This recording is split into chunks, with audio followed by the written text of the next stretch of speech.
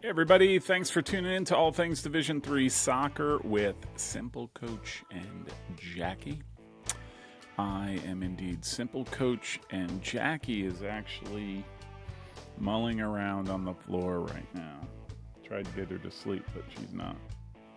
So you might hear, or you might see me looking like, what the heck is she doing? So, hey, wanted to jump in. Today is Wednesday afternoon, the 9th, and I wanted to weigh in on my top 25, which again has been taking a little bit longer. I used actually the past few days to, reassess everything and making sure that I have the strength of my convictions around what teams and where they were ranked. I watched a lot of older games, just trying to again assess that where I could.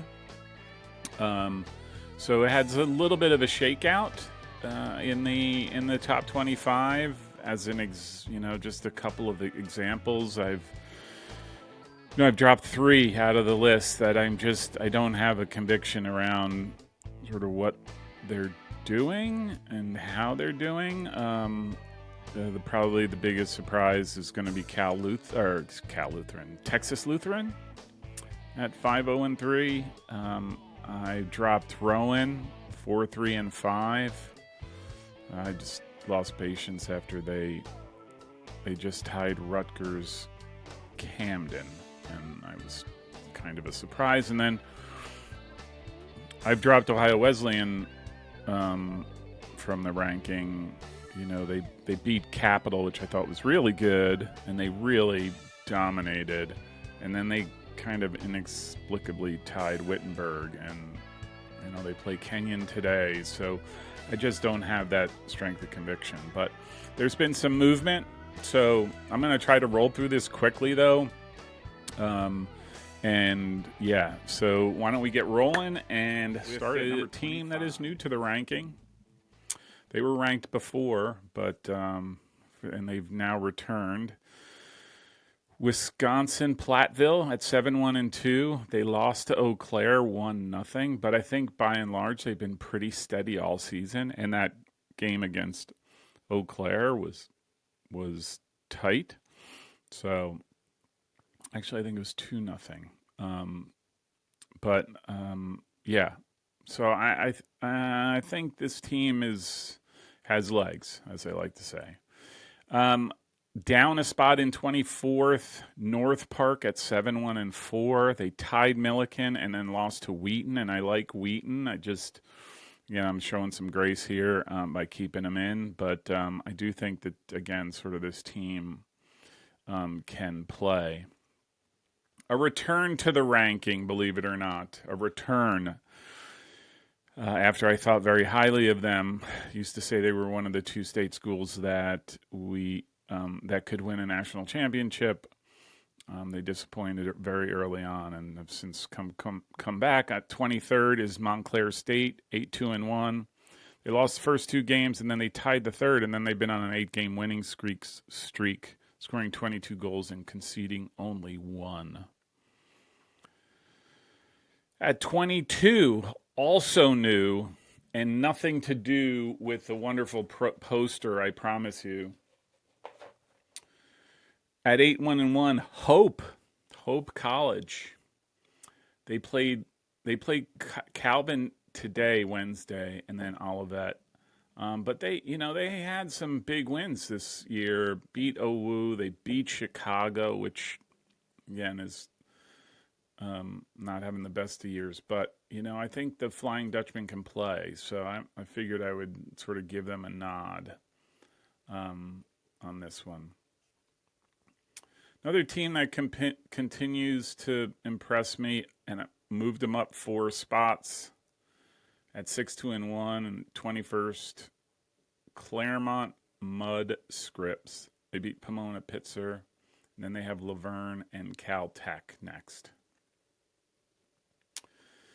At 20, same as last week, at 8-0-2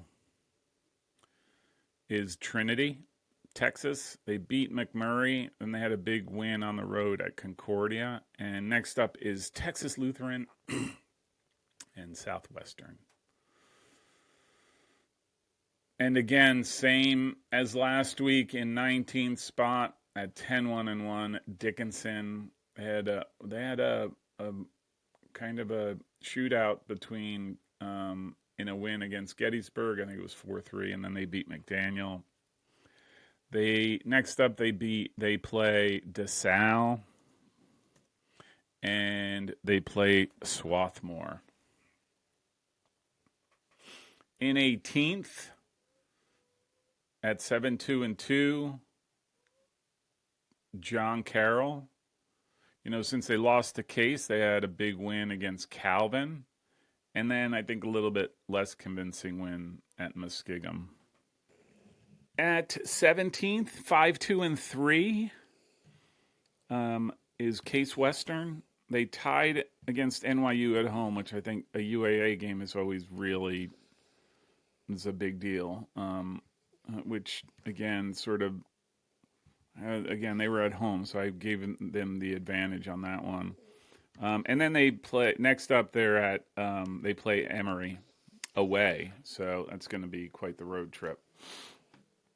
Next up, 16th, at 6-0-5, down 3 spots. Franklin and Marshall. They did have good wins against Ursinus and McDaniel. This week is really going to see where they are strength-wise. They play Lebanon Valley, Muhlenberg, and then Johns Hopkins. So I think there's a lot riding on the next week for them. At 15, same as last week, 9-3 McAllister had a win at Bethel, and then they followed that up. They lost to St. Olaf 1-0. It's all right, girly. Now I'm going to keep her on my lap for a little bit, see if she falls asleep. In 14th, down 2. 7-3-3 Cortland State. I kind of think, and I was being generous here because they sort of always end up on the right side of things. They kind of slid off the track a little bit. They lost big time against Oneonta. Big time. 4-0. Then they turned around, beat Plattsburgh, and then lost to Williams 1-0. So they're down 2 spots. Down 4 spots at 13th, Connecticut College at 5-1-3. They beat relegation-bound Trinity, Connecticut 3-2, and that surprised me considering what Middlebury and Tufts did to that team. And so that was a lot closer than I thought it should be. So they are down. They're down, like I said, 4 spots. And my shout out to Rob in 12th at 8-2-1. Williams. Team keeps winning, and they're scoring goals. And I like the fact that they're winning and scoring goals. And they just beat Bates, and then, like I mentioned, they beat Cortland. Next up is they hit the road to play Wesleyan, so that should be a good battle. Just so you know, Williams is up 5. So in 11th at 7-1-2, Occidental. They have wins at Cal Lutheran and Laverne, and then next up is Chapman and then Bethesda. So we'll see how that goes. In 10th spot, so now we're in the top 10 at 7-2-2 Ohio Northern. They had a 1-0 win at Marietta, and quite frankly, I expect them to roll the rest of the season until they face the mighty, mighty, mighty Purple Raiders of Mount Union on the 26th. So at number 9, down 2 spots at 9-0-2, Gustavus. They beat St. Mary's, and then they tied against Augsburg, which I thought Augsburg really neutralized them, like in attack. And I thought I didn't. I was surprised by that. And again, I've always been impressed by Augsburg, and then to see it, their see the execution of how they play against a team like Gustavus that's really on a roll, is eye opening. So Gustavus is down 2 spots as a result. At number 8, 7-2-2, Johns Hopkins. They're up 2 spots. They had wins against McDaniel, followed by a good win at Swarthmore. I think it was 2-1 or 3-1. And now next up is Salisbury and Gettysburg, which are going to be, Salisbury's particular is going to be a tough year. They're having a pretty good year. So up 1 spot at 7-0-2, Middlebury. They have wins away at Bowdoin and then Bridgewater. And then next up is Colby and Babson. Okay, in 6th, same spot as last week, at 9-1-3, Wisconsin Eau Claire. They beat Dubuque. Then they had a really good win against Platteville, as I mentioned earlier. And quite honestly, looking at their schedule, I expect them to roll for the rest of the season. So, all right. So the top 5. Here we go. At 8-0-2, in 5th place, the Jumbos of Tufts, same as last week. Had a tie against Babson, and then they had a beatdown of relegation-bound Trinity, Connecticut. I think it was 6-0, 7-0, 7-1, something like that. So in 4th, same as last week, Kenyon, 7-0-3. They opened the NCAC against DePauw, a tight match. They won 3-2. Today they play Ohio Wesleyan, and then over the weekend they play another cracker of a game against Kenyon. Or excuse me, against Denison. Kenyon plays Denison. So at number 3, at 7-1-2, the Mammoths of Amherst, same as last week, no change. They turned in a masterclass on the attack against Manhattanville, scoring 7 goals, followed by a 1-0 win against Wesleyan. So,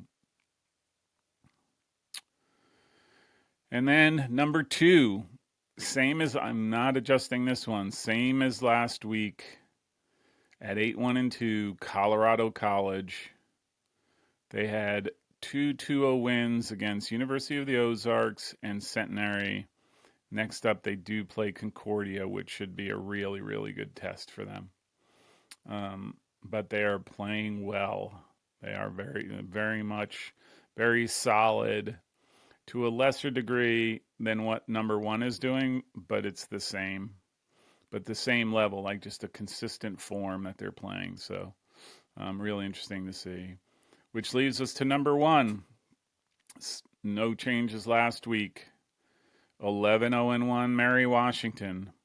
They just keep rolling along. This time they rolled through St. Mary's and Salisbury. So they are really delivering the goods. So I would encourage anyone to watch them. They do, when they're playing well, they seem to play better. Again, observation. I can't say I watched every game, but they seem to play better in the second half. You watch a second half, they can be really, really good. So that's it. Mary Washington at number 1. That is the top 25. The Simple Coach top 25 for week 5, I believe this is. Yeah, week 5. Girl, you want to say hi?